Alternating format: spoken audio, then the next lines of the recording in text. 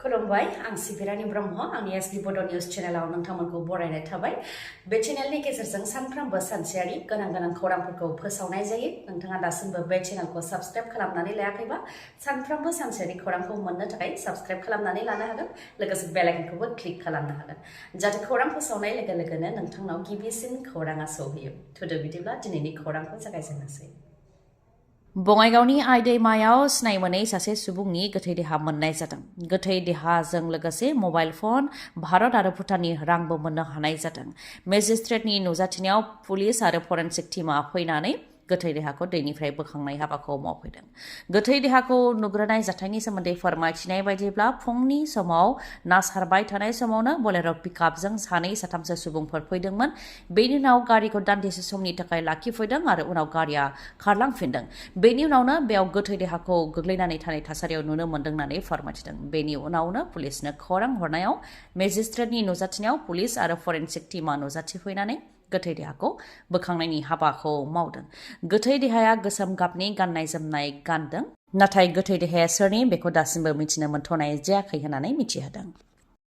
आसाम केबिनेटआव माखासे गोनांथार थांखिफोर लानाय जादों आबादारिफोरनिफ्राय लानानै साख्रि मावनायनि थाखाय आरो गुबुन गुबुन बिथिङाव माखासे थांखि लादों आसाम केबिनेटआव बेनि मादाव सेथियाव बिटिसि क'क्राझार हल्टुगावनि सिङाव थानाय नायगाव पार्ट 1 PRF जाय 773 हेक्टर गुवार बेखौ हाग्रा ओनसोल बा रिजार्भ फरेस्ट खालामनाय जाबाय नैथियाव दङ आसाम सरकारनि सिङाव गेजेर थाखोनि साख्रि मावनाय मावथिफोरनि प्रफेशनेल टेक्सखौ खम खालामनो थाखाय थांखि लादों जायनि दान बान्थाया दानफायाव 15,000 रांसिम बिथांमोनहा प्रफेशनेल टेक्सखौ होनो गोनां जानाय नङा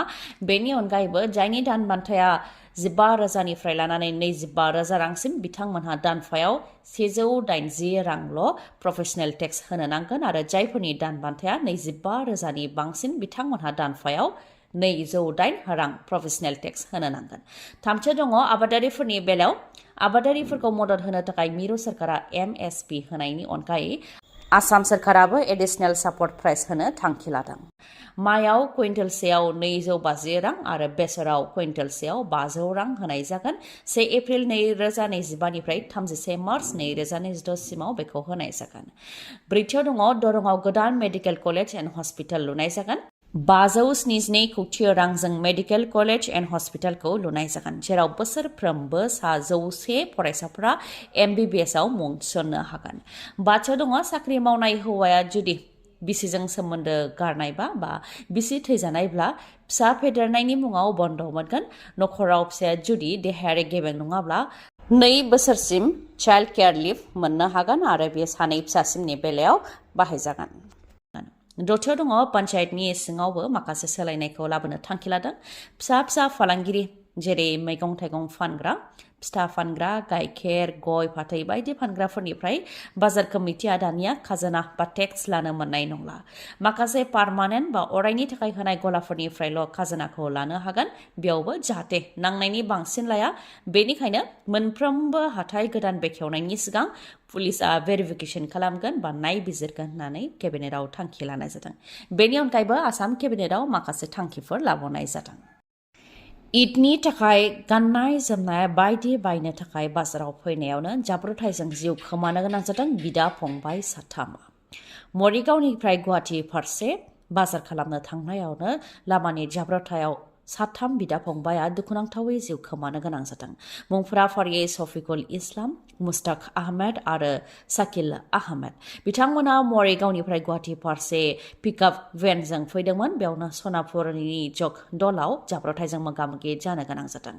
लामायाव दिदोमै दोननाय गंसे ट्राकआव बिथांमोननि गारिया सौख्रांहैदों जायजों गारियाबो गेरेबजोबदों आरो बिथांमोनहा गिबियाव गोब्राबै जोखोम जादोंमोन उनाव बिथांमोनखौ फाहामथायनि थाखाय देहा फाहामसालि फारसेबो लानानै थांनाय जादोंमोन नाथाय साथामखौबो रैखा खालामनो हानाय जायाखै आयेन बेरेखायै बा नियमनि बाहेरा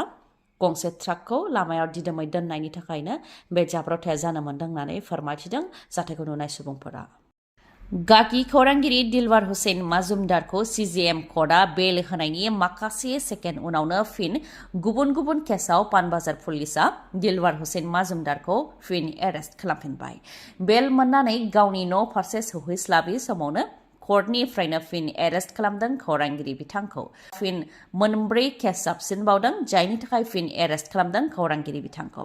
बेबायदि खालामनानै हालाय हाफाय खालामनो आरोबाव राहा लादों आरो सुबुं खुंथायनि थाखाय बे गिथावना अब्लाबो बेनि हेंथा नांगोन आरो उदां खालामगोन होननानै बिबुंथि होबाय खौरांगिरिनि उखिला मोनब्रै सेक्सनाव केस होनायनि मादाव मोनसे नन वेलेबल जेराव मावख'निफ्राय फाइल खावनो नाजानायनि असत होदों होननानै फोरमायथिदों उखिला ओजोंहाय आसामनि गिबि मन्त्रि डक्टर हेमन्त बिश्व शर्मा बिथाङाबो बे बेलायाव बिबुंथि होदों खौरांगिरि दिलवार हुसेन माजुमदारनिया गंब्रै गंबा डाम्पार दं बियो सासे फालांगिरिसो पार्ट टाइमसो पर्टेलाव खामानि मावदों जाय पर्टेला राजखान्थिनि सासे सुबुंनि बेनि अनगायैबो दिलवार हुसेन माजुमदारा सासे बर' सुबुंजोंबो गाज्रि आखुथाय बाहायदों आरो बेंकनिफ्रायबो गोबां लन बिदोंमोन होननानै असतखौ होबाय आसामनि गिबि मन्त्रि बिथाङा आरो बिथाङा सासे खौरांगिरि नङा होननानैबो बिथाङा फोरमायथियो जायनाखि दिलवार हुसेन माजुमदारखौ एरेस्ट खालामनायखौ लानानै खौरांगिरिफ्रा गोख्रोङै धरना होदों आसामनि दाब दाब जायगायावनो दिलवार हुसेन माजुमदारखौ उदां खालामनांगौनि थाखाय गोख्रोङै धरना होदों बेखौ लानानैबो डक्टर हेमन्त बिश्व शर्माया बुंथियो दि दिलवार हुसेन माजुमदारा जुदि खौरांगिरि मारब्ला बिथाङा सासे खौरांगिरि होननानै लिरनानै हो नाथाय लिरनायनि सिगां खेबथाम सानग्रो जुदि लिरनानै होयोब्ला 1 सेकेन्डआवनो एंगारगोन होननानैबो बुंथियो डक्टर हेमन्त बिश्व शर्माया बिजेपिनि दैदेनगिरि आरो बारग' एमपि अर्जुन सिंनि न'नि मोखाङाव बमा खुबैनाय जाथाय आरो गुलि गावनाय जाथाय जायजों सासे सुबुङा जोखोमबो जानो गोनां जादों सोनाब बंग'नि भाटपारायाव जादों बे जाथाया टीएमसीनि काउन्सिलर सुनीता सिंहनि फिसाज्लानि दैदेननायावनो बे जादों आरो पुलिसनि मोखाङावनो बे जानो मोन्दों होननानै बारग' एमपि अर्जुन सिंहआ अजद होदों ओजोंहाय फाथो मिलाव लेबारफोरनि गेजेराव दावराव दावसि जाबाय थानायावनो अर्जुन सिंह आरो बिथांनि सोद्रोमाफ्रा फैनानै बेबायदि दावराव दावसि खालामफैदों गुलि गावग्रोफैदों बेयावबो सासेया जोखोम जानो गोनां जादों आरो माखासे बुलाय सुलायजों जोखोम जानो गोनां जादों होननानै टीएमसीनिफ्राय अजद होफिनदों बेनिखायनो बेफोरबायदि दुंहाव थासारि सोमजिहोनायनि थाखाय बारग' एमपि अर्जुन सिंहखौ एरेस्ट खालामनांगौ होननानै उल्थायै दाबि खालामदों टीएमसीनिफ्राय रिपर्टनि बायदिब्ला बे जाथाया मोनानि 10:30 समाव जादों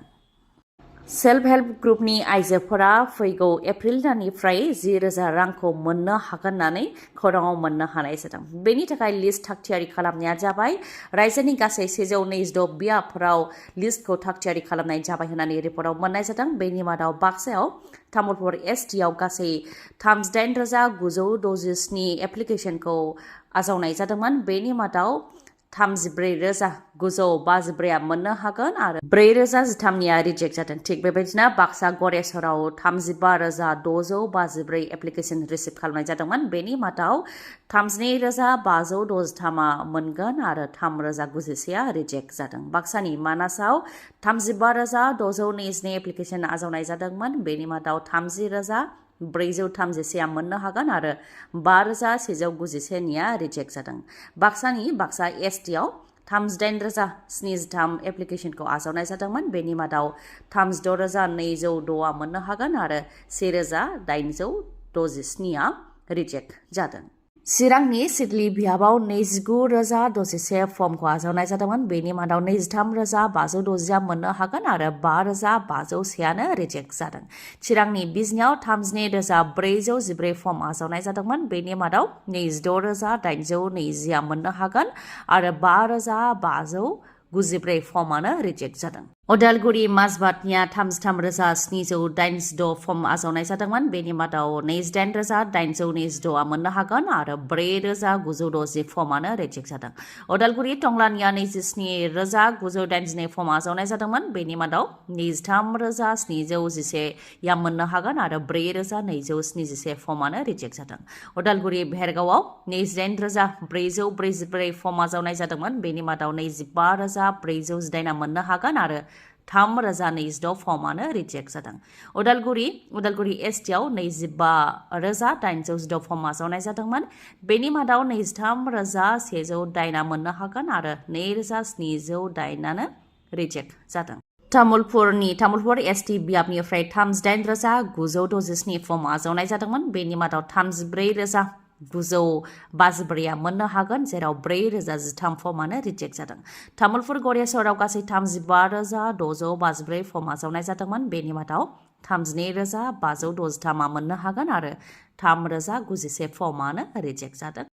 खौरांखौ जोबजासे खोनासंनायनि थाखाय गोजोननाय थाबाय गाबोननि सानाव फिन गोदान खौरांजों लोगो मोनफिनगोन दिनैनि थाखाय गोजोन्थों